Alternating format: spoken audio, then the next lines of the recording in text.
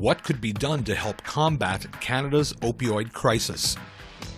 Having overcome an addiction myself, I'm still overcoming it, I can understand where these people are coming from.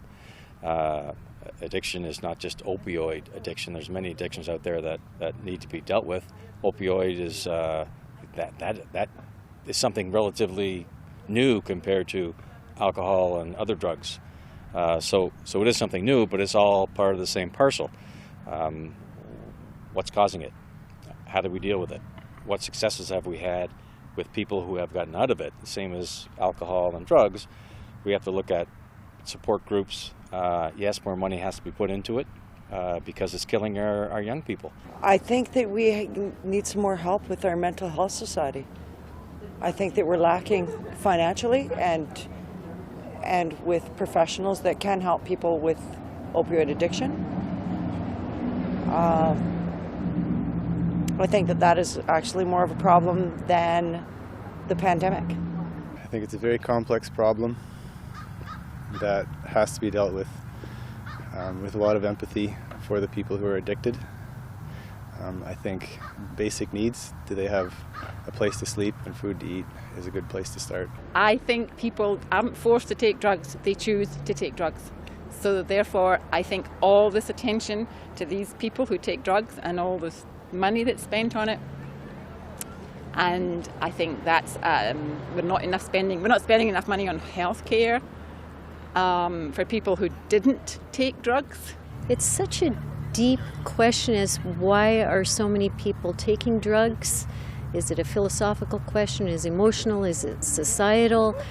And go deep into why people are doing it in the first place. When I grew up, we were told not to do it and we didn't do it. Why so many people feel the need, and why are the people who contribute to society in meaningful ways now asked to support people who are a drain on society? I think we need to look at both sides of that coin and figure out, more than just throwing more money at a bad situation, figure out why it's happening and try to figure it out from there. Because it's at its stage where it is now, I think probably legalizing the drugs so these people get it from a doctor, right, and get good drugs. And then with that comes the stipulation that they seek treatment and get education and possibly, re-educated and get off the opiates and have their life straightened out so they don't need them. But yeah, this illegal supply of fentanyl that's being, on the streets is not a good thing.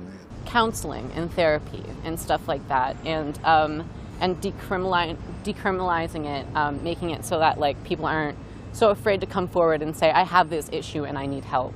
Because I feel like people are staying in the dark about it because they're worried that they're going to get, say, arrested or something like that. So I think more education on the seriousness of the after effects of being involved in opioids, because I do know, I don't think people quite understand, like even fentanyl, how potent fentanyl is, because I do know it's quite a lot stronger than a lot of the other pain-killing opioids that are out there, highly addictive.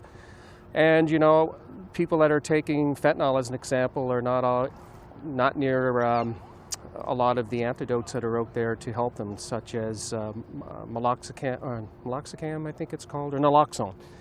Naloxone, yeah. So I think they have to realize that it's just not a regular drug, that it's something that is definitely life-threatening.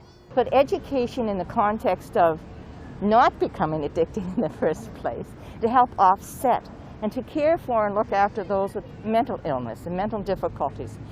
And that's where my perception is, working out in community, that we haven't dealt with, when I say we, community hasn't dealt with the mental health issues stringently enough, compassionately enough, and therefore addictions sometimes occur because of that. So I think first of all we've got to look at how you police this in the future, and secondly I think we need more needle exchange areas for that kind of thing.